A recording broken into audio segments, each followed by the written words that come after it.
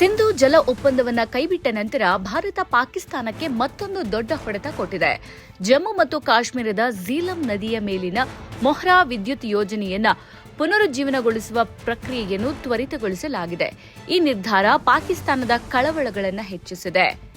ಸಿಂಧು ಜಲ ಒಪ್ಪಂದವನ್ನು ಕೈಬಿಟ್ಟ ನಂತರ ಭಾರತ ಸರ್ಕಾರ ಜಮ್ಮು ಮತ್ತು ಕಾಶ್ಮೀರದಲ್ಲಿ ಮತ್ತೊಂದು ಮುಖ್ಯ ಕಾರ್ಯತಂತ್ರದ ಹೆಜ್ಜೆ ಇಟ್ಟಿದೆ.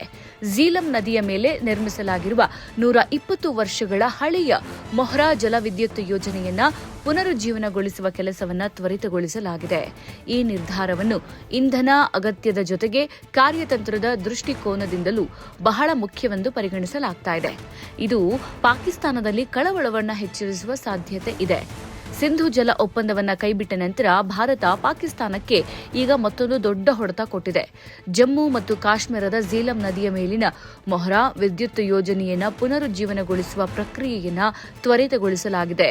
ಒಮರ್ ಅಬ್ದುಲ್ಲಾ ಸರ್ಕಾರದ ಈ ನಿರ್ಧಾರ ಪಾಕಿಸ್ತಾನದ ಕಳವಳಗಳನ್ನು ಹೆಚ್ಚಿಸುವುದು ಪಕ್ಕಾ ಆಗಿದೆ. ಉತ್ತರ ಕಾಶ್ಮೀರದ ಬಾರಾಮುಲ್ಲಾ ಜಿಲ್ಲೆಯ ಉರಿ ವಲಯದ ಬೋನಿಯಾರ್ ಪ್ರದೇಶದಲ್ಲಿ ನೆಲೆಗೊಂಡಿರುವ ಈ ಯೋಜನೆ ಒಂದು ಕಾಲದಲ್ಲಿ ಈ ಪ್ರದೇಶಕ್ಕೆ ಪ್ರಮುಖ ವಿದ್ಯುತ್ ಮೂಲವಾಗಿತ್ತು.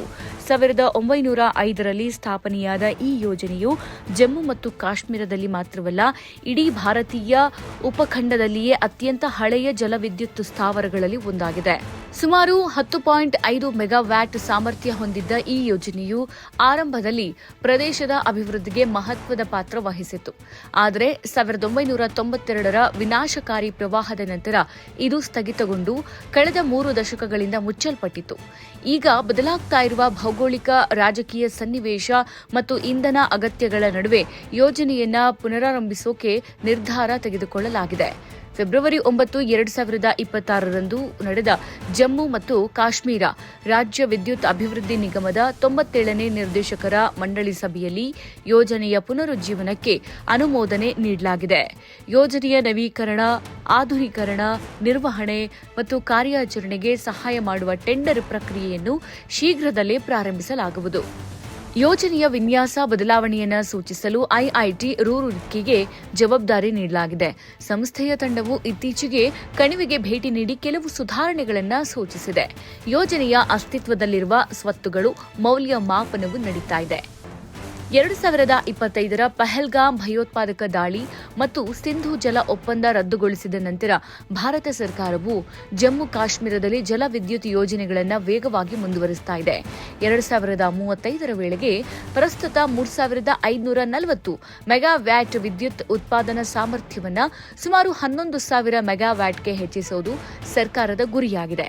ಈ ಹಿನ್ನೆಲೆಯಲ್ಲಿ ಮೊಹ್ರಾ ಯೋಜನೆಯ ಪುನರುಜ್ಜೀವನವು ಕೇವಲ ಹಳೆಯ ಯೋಜನೆಯ ಪುನರಾರಂಭವಲ್ಲ, ಇದು ಝೀಲಂ ನದಿಯ ಮೇಲೆ ಭಾರತದ ನಿಯಂತ್ರಣವನ್ನು ಬಲಪಡಿಸುವ ಕಾರ್ಯತಂತ್ರದ ಭಾಗವಾಗಿದೆ ಅಂತ ತಜ್ಞರು ಹೇಳ್ತಾರೆ. 1902ರಲ್ಲಿ ಕೆನಡಾದ ಇಂಜಿನಿಯರ್ ಮೇಜರ್ ಎಲಿಯನ್ ಡಿ ಲಿಟ್ಬೋಯ್ನರ್ ವಿನ್ಯಾಸಗೊಳಿಸಿದ ಈ ಯೋಜನೆಯು ತನ್ನ ಕಾಲಕ್ಕೆ ಅತ್ಯಂತ ಮುಂದುವರಿದ ತಂತ್ರಜ್ಞಾನವನ್ನು ಹೊಂದಿತ್ತು. ಪರ್ವತಗಳಿಂದ ಟರ್ಬೈನ್ಗಳಿಗೆ ನೀರನ್ನು ತರುವ 10 ರಿಂದ 11 ಕಿಲೋಮೀಟರ್ ಉದ್ದದ ಮರದ ಕಾಲುವೆ ಇದರ ಅತ್ಯಂತ ವಿಶೇಷ ವೈಶಿಷ್ಟ್ಯವಾಗಿತ್ತು. ಯಂತ್ರೋಪಕರಣಗಳನ್ನು ರಾವಲ್ಪಿಂಡಿಯಿಂದ ಕುದುರೆ ಬಂಡಿಗಳ ಮೂಲಕ ತರಲಾಗಿತ್ತು ಅನ್ನೋದು ಸ್ಥಳೀಯರಲ್ಲಿ ಇಂದಿಗೂ ಪ್ರಚಲಿತವಾದ ಕಥೆಯಾಗಿದೆ. ಈ ಯೋಜನೆ 1959ರ ಪ್ರವಾಹದಲ್ಲಿ ಹಾನಿಗೊಳಗಾಯಿತು. ನಂತರ ಅದನ್ನು ಪುನರುಜ್ಜೀವನಗೊಳಿಸಿ ಸಾಮರ್ಥ್ಯವನ್ನು 4 ಮೆಗಾವ್ಯಾಟ್ನಿಂದ 10.5 ಮೆಗಾವ್ಯಾಟ್ಗೆ ಹೆಚ್ಚಿಸಲಾಗಿತ್ತು.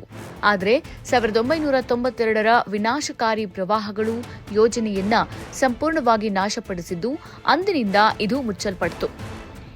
ಈಗ ಯೋಜನೆಯನ್ನ ಆಧುನೀಕರಿಸಿ ಪುನರಾರಂಭಿಸುವುದು ಜಮ್ಮು ಕಾಶ್ಮೀರದ ಇಂಧನ ಸ್ವಾವಲಂಬನೆಗೆ ಮಾತ್ರವಲ್ಲ, ಪ್ರಾದೇಶಿಕ ಸಮತೋಲನದಲ್ಲಿ ಪ್ರಮುಖ ಪಾತ್ರ ವಹಿಸುವ ಸಾಧ್ಯತೆ ಇದೆ. ಝೀಲಂ ನದಿಯ ಮೇಲೆ ಹೆಚ್ಚು ನಿಯಂತ್ರಣ ಸಾಧಿಸುವುದು ಭಾರತದ ದೀರ್ಘಕಾಲೀನ ಕಾರ್ಯತಂತ್ರದ ಭಾಗವಾಗಿದೆ. ಜಮ್ಮು ಮತ್ತು ಕಾಶ್ಮೀರ ಮುಖ್ಯಮಂತ್ರಿ ಒಮರ್ ಅಬ್ದುಲ್ಲಾ ವಿಧಾನಸಭೆಯಲ್ಲಿ ಹೇಳಿದಂತೆ ಸರ್ಕಾರವು ಜಲವಿದ್ಯುತ್ ಯೋಜನೆಗಳನ್ನು ವೇಗವಾಗಿ ಮುಂದುವರಿಸುತ್ತಾ ಇದೆ.